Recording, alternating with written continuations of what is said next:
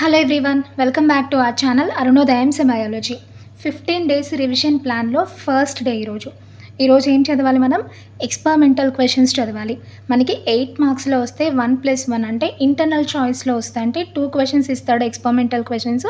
ఆ రెండిట్లోంచి ఏదైనా ఒకటి చూస్ చేసుకుని రాయాలి. 8 మార్క్స్ క్వశ్చన్. సో ఇందులో మనం ఏమేం చదవాలి ఈరోజు అంటే ఫస్ట్ లెసన్ న్యూట్రిషన్లో స్టార్చ్ ఎక్స్పెరిమెంట్ చదవాలి.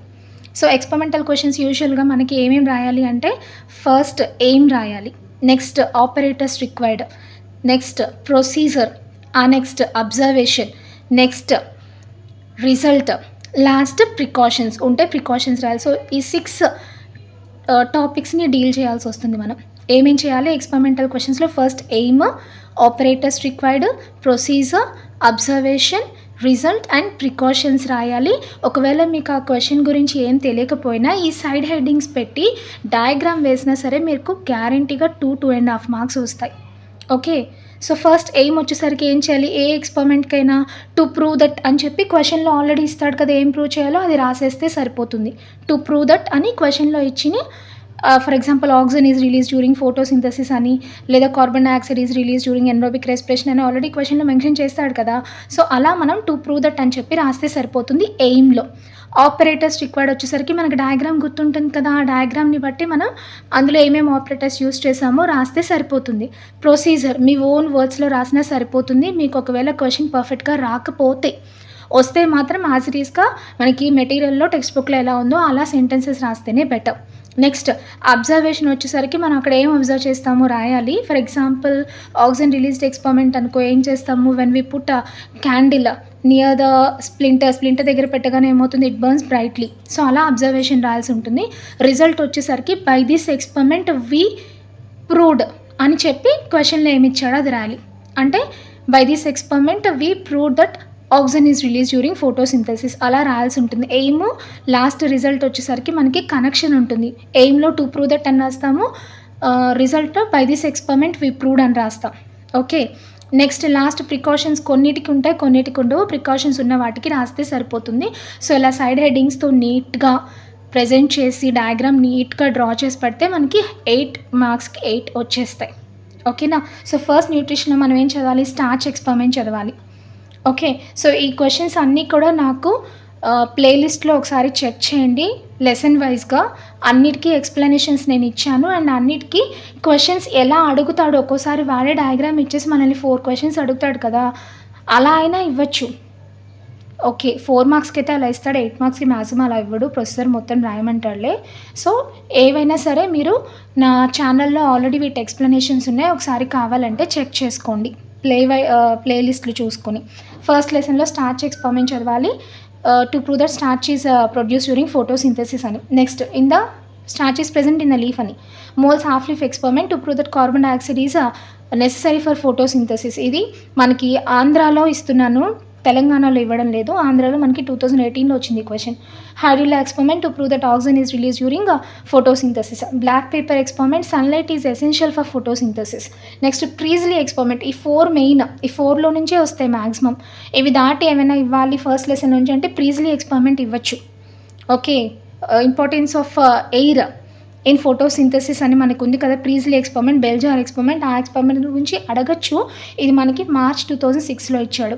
నెక్స్ట్ రెస్పిరేషన్లో వచ్చేసరికి anaerobic respiration to prove that heat and carbon dioxide are release during anaerobic respiration అనేది 2015లో ఇచ్చాడు. ఈ క్వశ్చన్ చాలా చాలా చాలా చాలా ఇంపార్టెంట్ ఈ క్వశ్చన్ మనకి.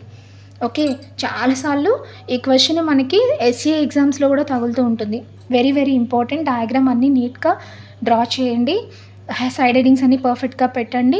ప్రికాషన్స్ కూడా ఉంటాయి ఈ క్వశ్చన్కి. మోల్స్ హాఫ్ లీఫ్ ఎక్స్పెరిమెంట్కి కూడా ప్రికాషన్స్ ఉంటాయి, హైడ్రిలా ఎక్స్పెరిమెంట్కి కూడా ఉంటాయి.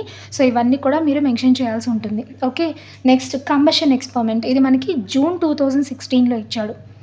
మ్యాక్సిమం ఎనరోబిక్ రెస్పిరేషనే ఇస్తాడు, ఇది దాటితే మనకి కంబషన్ ఎక్స్పెరిమెంట్ ఇవ్వచ్చు. ఓకే, నెక్స్ట్ ఇవి మ్యాక్సిమం ఇవ్వకపోవచ్చు, కానీ ఒకసారి చదువుకుని ఉంటే బెటర్ కదా. Heat is evolve during aerobic respiration experiment and carbon dioxide is release during aerobic respiration experiment ఉన్నాయి కదా మనకి సెకండ్ లెసన్లో, అవి కూడా ఒకసారి చదువుకుని ఉండండి. సో ఇవి 1 and 2 లెసన్స్లో ఉన్న questions, experimental questions. Next third lesson transportation నుంచి John prepared stethoscope question, water transport through xylem question నేర్చుకుని ఉండండి. కోర్స్ ఈ క్వశ్చన్స్ ఎప్పుడు కూడా పబ్లిక్ ఎగ్జామ్లో అడగలేదు, బట్ ఇప్పటి వరకు ఎప్పుడు అడగలేదు. ఈ ఇయర్తో ఈ సిలబస్ ఎండ్ అయిపోతుంది, నెక్స్ట్ ఇయర్ నుంచి న్యూ సిలబస్ కదా, సో ఒకసారి కొత్తగా ఇద్దాము క్వశ్చన్ అని అనిపించింది అనుకోండి, ఇవ్వచ్చు కదా, అందుకని ఒకసారి చదువుకుని ఉంచుకోండి, ఎందుకైనా మంచిది. John prepared stethoscope question and water transport through xylem question చదవండి ట్రాన్స్పోర్టేషన్ నుంచి. నెక్స్ట్ ఎక్స్క్రీషన్ నుంచి gum yielding question and phototropism question చదవండి. Okay, and next went experiment is very very important. ఎప్పుడు ఇవ్వలేదు కదా, ఈసారి ఇద్దాం అనుకోవచ్చు. సో వెంట్ ఎక్స్పెరిమెంట్ చాలా చాలా ఇంపార్టెంట్, విత్ డయాగ్రామ్ నేర్చుకుని ఉండండి. సో ఇవి 5th లెసన్ కోఆర్డినేషన్ నుంచి. నెక్స్ట్ 6th లెసన్ రీప్రొడక్షన్లో రైజోపస్ ఎక్స్పెరిమెంట్ చదువుకుని ఉంచుకోండి, చాలా చాలా చాలా easy. Next 7th lesson coordination in life ప్రాసెస్లో action of saliva on flour question చదువుకుని ఉంచుకోండి. 2017లో ఈ క్వశ్చన్ ఇచ్చాడు. కోర్స్ వెంట్ ఎక్స్పెరిమెంట్ ఇవన్నీ కూడా తెలంగాణలో ఇచ్చాడు, కానీ ఏపీలో ఎప్పుడు ఇవ్వలేదు, సో ఇస్తే ఇవ్వచ్చు, అందుకని సో వెంట్ ఎక్స్పెరిమెంట్ బాగా నేర్చుకుని ఉండండి ఈ క్వశ్చన్స్ అన్నిట్లోకి. And action of saliva on flour కూడా నేర్చుకోండి, 2017లో ఇచ్చాడు. సో టోటల్ 16 క్వశ్చన్స్ ఇచ్చాను నేను ఎక్స్పెరిమెంటల్ క్వశ్చన్స్. సో వీటన్నిటిలోకి మ్యాక్సిమం మనకి 1 and 2 లెసన్లోంచే తగులుతాయి. సో 1-2 లెసన్స్లోంచి గ్యారంటీగా ఒకటి ఇస్తాడు, మనకి ఇంటర్నల్ చాయిస్ కదా, 1+1 కదా, సో 1-2 లెసన్స్లోంచి ఒకటి ఇచ్చి ఇంకొక క్వశ్చన్ ఈ క్వశ్చన్స్లోంచి ఏదైనా ఇచ్చినా మీరు 1-2 లెసన్స్ పర్ఫెక్ట్గా నేర్చుకుంటే అది రాసేయచ్చు. చాయిస్లో ఒకటే కదా మనం రాసేది.